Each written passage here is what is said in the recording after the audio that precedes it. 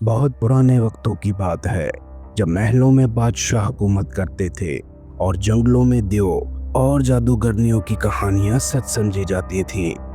एक बड़े और खुशहाल मुल्क का बादशाह बादशाह आसिफ उम्र रसीदा हो चुका था और वो अपने ताज को ऐसी चीज से सजाना चाहता था जो सारी दुनिया में नायाब हो। एक दिन बादशाह ने ऐलान करवाया, जो भी शख्स मेरे महल में सुनहरे हंस का एक पंख ला कर देगा, उसे खजाने से सोना दिया जाएगा और वो मेरी सल्तनत का वजीर भी बनेगा। ये ऐलान पूरे मुल्क में जंगल की आग की तरह फैल गया। सबको पता था कि सुनहरा हंस सिर्फ अफसानों में होता है, कोई भी इसे हकीकत में नहीं देख पाया था। एक छोटे से गांव में एक गरीब लकड़हारा रहता था। उसका बेटा आर्यन बहुत बहादुर और सच्चा लड़का था। जब उसने बादशाह का ऐलान सुना तो उसने अपने वालिद से कहा, अब्बा मैं जंगल जाऊंगा, मैं सुनहरे हंस का पंख ढूंढ कर लाऊंगा। लकड़हारा पहले तो घबरा गया, मगर बेटे के अज़म को देखकर इसने इजाज़त दे दी। माँ ने एक पुराना तावीज़ बेटे के गले में डाला और दुआ की। अगले दिन आर्यन अपनी लाठी, पानी की बोतल, रोटियां और माँ का दिया हुआ तावीज़ लेकर जंगल की तरफ रवाना हो गया। वो जानता था ये सफ़र आसान न होगा, लेकिन इसके दिल में एक रोशनी जल रही थी, सुनहरी पंख की उम्मीद। आर्यन ने जब जंगल में कदम रखा तो दरख्तों की सरगोशियां, परिंदों की आवाज़ें और ठंडी हवाओं ने उसे खुशामदीद कहा। मगर वो जानता था कि जंगल सिर्फ खूबसूरती का नाम नहीं, ये राज, जादू और खतरात से भरा हुआ है। चलते चलते उसे 3 दिन हो चुके थे। एक रात जब वो दरख्त के नीचे सो रहा था तो उसे एक अजीब सी आवाज़ सुनाई दी।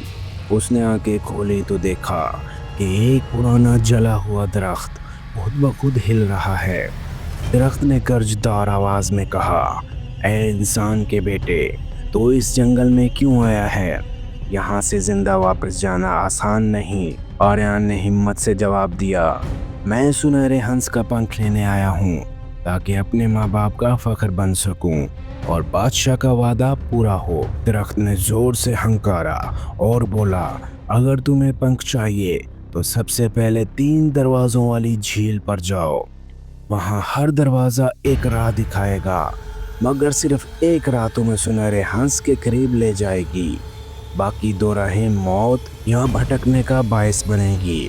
दरख्त ने आर्यन को एक पुराना पत्थर दिया जिस पर नक्शा कुंदा था। ये तुम्हें सही वक्त पर राह दिखाएगा, लेकिन पत्थर सिर्फ तब चमकेगा जब तुम सच बोलकर किसी मुसीबत ज़दा की मदद करोगे। अगली सुबह आर्यन ने अपना सफ़र जारी रखा। रास्ते में उसे एक बूढ़ी औरत मिली जो कांटों में फंस गई थी। उसने मदद मांगी। आर्यन ने सोचे बगैर उसकी मदद की। यूं ही उस औरत को आज़ाद किया। उसके हाथ में पकड़ा पत्थर नीला चमकने लगा। बूढ़ी औरत मुस्कुराकर गायब हो गई और हवा में एक सरगोशी गूंजी, सच्चाई का बदला रोशनी है, आगे बढ़ो आर्यन। अब आर्यन झील की तलाश में निकल पड़ा, लेकिन ये महज शुरुआत थी। असल आजमाइश अभी बाकी थी। आर्यन ने कई दिन पहाड़ों, नदियों और गहरे जंगलात को अबूर किया। फिर आखिर वो एक पुरस्कार झील के किनारे पहुंचा, जिसके बीच में एक बड़ा चट्टानी जजीरा था। इस जजीरे में वाक़ई 3 दरवाजे बने हुए थे, जैसे उसने पत्थर के नक्शे में देखे थे। हर दरवाजे के ऊपर अल्फाज चमक रहे थे। पहला दरवाज़ा, जिसने कभी धोखा दिया, इधर ना आए। दूसरा दरवाज़ा, रास्ता वही देखे जो दिल की आवाज़ सुने। तीसरा दरवाज़ा, दौलत की हवस रखने वाले के लिए सिर्फ अंधेरा है। आर्यन ने गहरी सांस ली और दिल में सोचा, मैंने कभी किसी को धोखा नहीं दिया। मेरा दिल सच का साथी है और मैं दौलत से ज़्यादा अपने माँ बाप की इज्जत के लिए आया हूँ। ये सोचकर उसने दूसरे दरवाजे का इंतखाब किया। दरवाजे के अंदर घुप अंधेरा था। कुछ कदम आगे चलने के बाद रोशनी नजर आई। रोशनी के दायरे में एक खूबसूरत सफ़ेद हंस बैठा था। वो बोल पड़ा, ऐ इंसान, तू दूसरे दरवाजे से आया है। ये वो राह है जो दिल के सच्चे लोग चुनते हैं, लेकिन सुनहरे पंख तक पहुंचने के लिए तुझे 3 और आजमाइशों से गुजरना होगा। सच पर कायम, लालच को रद्द करना और सबसे अहम, एक कुर्बानी देना। आर्यन ने सर झुकाकर कहा, मैं हर आजमाइश कबूल करता हूँ।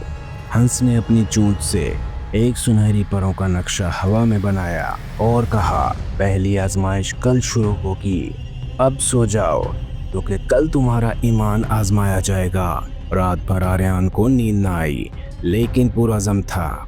उसे अभी मालूम नहीं था कि सच पर कायम रहना इतना मुश्किल हो सकता है जितना मौत के मुंह में जाना। सुबह की मध्यम रोशनी में आर्यन ने सफर दोबारा शुरू किया। वो हंस के बताए हुए रास्ते पर चलता गया। पहाड़ों के दरमियान तंग वादी में उसे पहली आजमाइश का सामना करना पड़ा। पहली आजमाइश, सच पर कायम रहना। एक दरख्त के नीचे 2 आदमी लड़ रहे थे। एक शख्स ने दूसरे पर इल्जाम लगाया कि उसने उसकी कीमती अंगूठी चुराई है। वो आर्यन से फैसला करवाने लगे। पहला शख्स खूबसूरत लिबास में था और कहता था, ये फकीर झूठा है, ये मेरी अंगूठी ले गया। फकीर थर-थर कांपते हुए बोला, मैं सच कह रहा हूँ, मैंने कुछ नहीं लिया। आर्यन ने गौर से देखा। उसे फकीर की आंखों में सच्चाई नजर आई। उसने अमीर आदमी को कहा, झूठ बोलने से इज्जत नहीं मिलती, सच फकीर के साथ है। फौरन अमीर शख्स धुआं बनकर गायब हो गया। एक आवाज आई, तुमने सच का साथ दिया, आगे बढ़ो। दूसरी आजमाइश, लालच को रद्द करना। एक वीरान गार के अंदर आर्यन को सोने, हीरों और जवाहरात के ढेर नजर आए। एक आवाज गूंजी, जो एक मुट्ठी सोना ले लेगा उसे सुनहरी पंख का रास्ता नहीं मिलेगा। आर्यन ने खजाने को देखा, फिर माँ का दिया हुआ तावीज थामा और आंखें बंद करके बोला, मुझे सिर्फ वही चाहिए जो मेरा हक है, सुनहरा पंख। इस लम्हे खजाना गायब हो गया और गार के आखिर में एक रोशनी नमूदार हुई। तीसरी आजमाइश, कुर्बानी। रोशनी के आखिर में एक तिलिस्माती दरवाज़ा था। हंस की आवाज़ आई, अगर तू चाहता है कि सुनहरे पंख तक पहुँचे तो तुझे वो चीज़ कुर्बान करनी होगी जो तुझे सबसे ज़्यादा अजीज़ है। आर्यन सोच में पड़ गया। उसे सबसे अजीज़ उसकी माँ का दिया हुआ तावीज़ था, जो बचपन से उसके साथ था। उसने कांपते हाथों से तावीज़ उतारा और दरवाजे के सामने रख दिया। दरवाज़ा धीरे से खुल गया। अंदर रोशनी का समंदर था। सामने एक सुनहरा हंस एक चमकती झील के किनारे बैठा था। उसके परों में से एक पंख हल्के से झड़कर जमीन पर आ गया। हंस ने कहा, तुमने सच, सब्र और कुर्बानी दिखाई। ये पंख तुम्हारा हक है, लेकिन संभल कर जाना, वापसी का रास्ता आसान नहीं होगा। आर्यन ने सुनहरे हंस का पंख जैसे ही उठाया, सारा जंगल हिलने लगा। रोशनी की वो झील जिसके किनारे हंस बैठा था अचानक स्याही में बदलने लगी। जमीन शक होने लगी और हंस की आवाज़ गूंजी, तुमने पंख हासिल कर लिया है, अगर अब तुम्हें आखिरी इम्तिहान का सामना है, खुद पर यकीन। आर्यन ने पंख को कपड़े में लपेटा और भागना शुरू किया। दरख्त एक दूसरे से टकरा रहे थे, रास्ते बदल रहे थे। उसे महसूस हुआ जैसे जंगल खुद उसे रोकने की कोशिश कर रहा हो।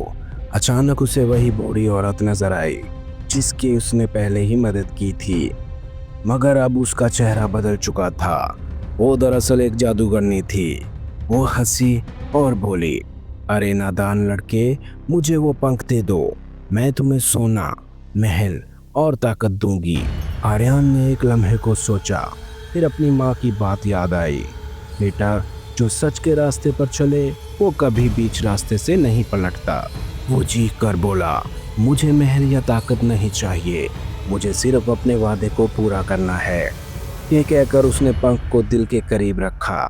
जादूगरनी ने चीख मारी, धुआं बनी और गायब हो गई। जंगल ने आहिस्ता आहिस्ता अपना कहर कम किया और फिर एक हल्की रोशनी के साथ वही जला हुआ दरख्त सामने आया। दरख्त ने कहा, तुमने खुद पर यकीन रखा, इसलिए जंगल ने तुम्हें जिंदा वापसी की इजाज़त दी। अगली सुबह आर्यन गांव वापस पहुंचा। सब उसे हैरत से देखने लगे। वो बादशाह के दरबार गया और सुनहरा पंख पेश किया। दरवाजे पर मौजूद सिपाही हंस पड़े। क्या एक लकड़हारे का बेटा बादशाह को धोखा देगा? मगर जैसे ही बादशाह ने पंख देखा, इसकी आंखें चमकने लगीं। वो पंख असली था, उसमें जादुई रोशनी झलक रही थी। बादशाह आसिफ ने आर्यन को गले लगा लिया और सबके सामने ऐलान किया, आज से ये नौजवान मेरा वजीर है, क्योंकि ये सिर्फ सुनहरा पंख लाने वाला नहीं बल्कि सच, कुर्बानी और वफा की जिंदा मिसाल है। आर्यन के माँ बाप खुशी से रो पड़े। गांव वाले फख्र से उसका नाम लेने लगे, मगर आर्यन ने कभी गरूर न किया। वो जानता था सबसे बड़ी फतह सुनहरा पंख नहीं, खुद पर यकीन और सच्चाई थी। प्यारे दोस्तों, अगर आपको ये कहानी पसंद आई है तो चैनल को लाइक करें, सब्सक्राइब करें और बेल आइकॉन को ज़रूर प्रेस करें